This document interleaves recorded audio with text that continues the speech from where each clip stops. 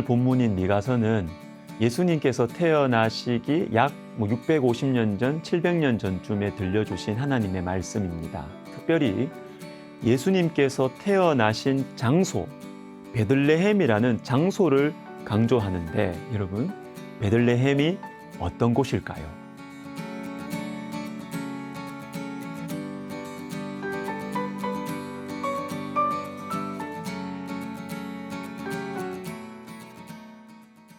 첫째, 베들레헴은 작은 장소입니다.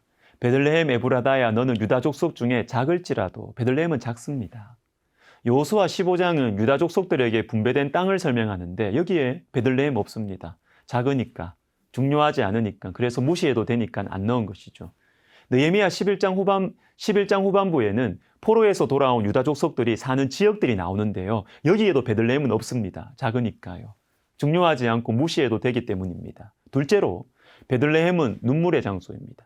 창세기 35장의 몇 구절을 읽어드립니다. 그들이 베델에서 길을 떠나 에브랏에 이르기까지 얼마간 거리를 둔 곳에서 라헬이 해산하게 되어 심히 고생하여 라헬이 죽음에 에브랏 곧 베들레헴 길에 장사되었고, 야곱이 라헬의 묘에 비를 세웠더니 지금까지 라헬의 묘비라 일컫더라. 야곱의 아내인 라헬, 레아보다 예쁘고 그래서 남편의 사랑을 받았지만 그녀의 인생은 슬픔으로 마무리됩니다. 베냐민을 낳으면서 죽는데요, 베들레헴에서 죽습니다. 두 아들을 남겨놓고 눈을 감아야 하는 엄마의 심정, 눈물이 그치지 않죠. 베들레헴에서 슬퍼하며 통곡하는 라헬의 울음소리가 라마에까지 들리는 것입니다. 베들레헴은 눈물의 장소입니다. 그런데 이 말씀이 마태복음 2장에서 다시 나옵니다. 라마에서 슬퍼하며 크게 통곡하는 소리가 들리니 라헬이 그 자식을 위하여 애곡하는 것이라. 베들레헴에서 예수님께서 태어나셨다는 소식을 들은 이 헤롯이 베들레헴과 그 주변에서 태어난 2살 아래의 사내 아이들을 다 죽입니다. 라헬의 후배들, 자식과 떨어져야 하는 이 엄마들의 진한 눈물이 베들레헴을 적셨습니다. 베들레헴은 눈물의 장소입니다. 그러나 베들레헴은 이제 더 이상 작지 않습니다. 더 이상 슬프지 않습니다. 예수님께서 그곳에 오셨기 때문입니다. 동방박사들이 그곳으로 몰려옵니다. 천군전사들이 그곳으로 옵니다. 베들레헴 에브라다야, 너는 유다 족속 중에 작을지라도 이스라엘을 다스릴 자가 내게서 내게로 나올 것이라. 그의 근본은 이스라엘을 다스릴 그분의 뿌리는 상고의 영혼에 있기 때문이다. 베들레헴은 작고 슬펐지만 예수님께서 오셨기 때문에 존귀하게 된 베들레헴, 저와 여러분의 인생도 베들레헴처럼 되었으면 좋겠습니다. 베들레헴과 같이 슬픔의 장소, 가장 부끄럽고 수치스러운 장소가 있습니다. 바로 십자가입니다. 십자가는 저주의 상징물이어서 감히 말조차 꺼내기 힘든 것이었습니다. 가장 더럽고 가장 부끄러운 것이 십자가였어요. 집안 사람들 중에 누가 십자가에 매달렸다면 쉬쉬 해야 합니다. 그러나 그 십자가가 가장 밝게 빛이 났습니다. 왜요? 예수님께서 십자가에 달리셨기 때문입니다. 예수님께서 십자가에 달리셔서 그 부끄러운 십자가가 가장 자랑스러운 것, 가장 영광스러운 것이 되었습니다. 베들레헴처럼 말이죠. 새나무 이야기라는 동화가 있습니다. 오늘은 아이들 수준의 이야기가 좀 많이 나옵니다. 새나무 이야기, 올리브나무, 떡갈나무, 소나무, 이 세 나무가 주인공인데요. 각자가 다 특별한 존재가 되겠다는 큰 꿈을 품고 있었습니다.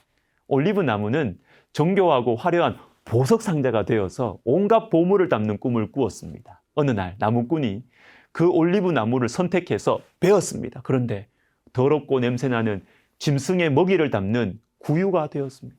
가슴이 무너져 내리고 꿈이 산산조각 났어요. 두 번째, 떡갈나무는 위대한 왕을 싣고 바다를 건너는 큰 배가 되겠다는 꿈에 부풀어 있었지요. 그래서 나무꾼이 자신을 베었을 때 흥분을 감추지 못했습니다. 그러나 시간이 갈수록 나무꾼은 조그만 낚싯배를 만들고 있음을 알게 됩니다. 마지막으로 소나무. 소나무의 유일한 꿈은 언제까지나 높은 산꼭대기에 버티고 서서 사람들에게 하나님의 위대한 창조 섭리를 일깨워 주는 것이었습니다. 그런데 순식간에 번개가 치더니 소나무를 쓰러뜨리면서 그 꿈을 빼앗아 버렸습니다. 얼마 후에 나무꾼이 이 쓰러진 소나무를 가져다가 쓰레기 더미에 던져버렸습니다. 새 나무의 꿈들은 다 사라졌어요. 그런데요, 오랜 세월이 흘러 한 남자와 한 여자가 아이 낳을 곳을 찾지 못해서 헤매고 있었습니다. 마침 마구간을 발견했고 아기 예수님이 태어나시자 구유에 누였습니다. 이 구유는 바로 그 올리브 나무로 만든 것이었습니다. 올리브 나무는 가장 귀한 보물을 담게 되었어요. 세월이 흐르면서 이 아기는 키와 지혜가 자라났습니다. 어느 날 예수님은 호수 건너편으로 건너가기 위해서 크고 멋진 배가 아니라 작고 초라한 낚싯배를 선택하셨습니다. 이 낚싯배는 바로 그 떡갈나무로 만든 것이었습니다. 떡갈나무는 가장 위대한 왕을 태우고 바다를 건너게 되었습니다. 꿈이 이루어졌죠. 또 몇 년이 흘렀습니다. 몇몇 로마 병사들이 쓰레기 더미에서 무언가를 부지런히 찾고 있었습니다. 그리고 거기에서 버려진 소나무를 발견하고서 그 소나무를 쪼개어서 십자가를 만들었습니다. 그리고 그 십자가에 예수님을 못 박았습니다. 이 소나무는 오늘까지 온 세계에 하나님의 섭리와 사랑을 보여주고 있습니다. 사랑하는 여러분, 우리의 꿈이 사라졌나요? 내가 원래 원하던 것 다 날아갔습니까?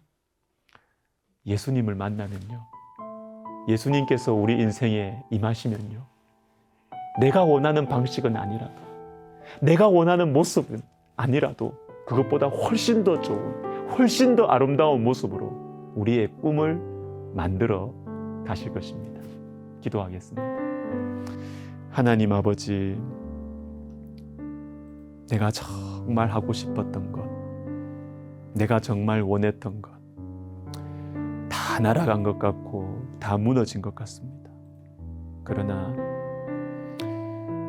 우리에게 찾아오신 예수님을 마음으로 영접하고 믿고 동행하며 걸어가면서 우리의 다 날아가는 것 같은 꿈이 주님의 방식으로 새롭게 이루어지게 하여 주시옵소서. 주님을 바라봅니다. 예수님의 이름으로 기도하옵나이다. 아멘.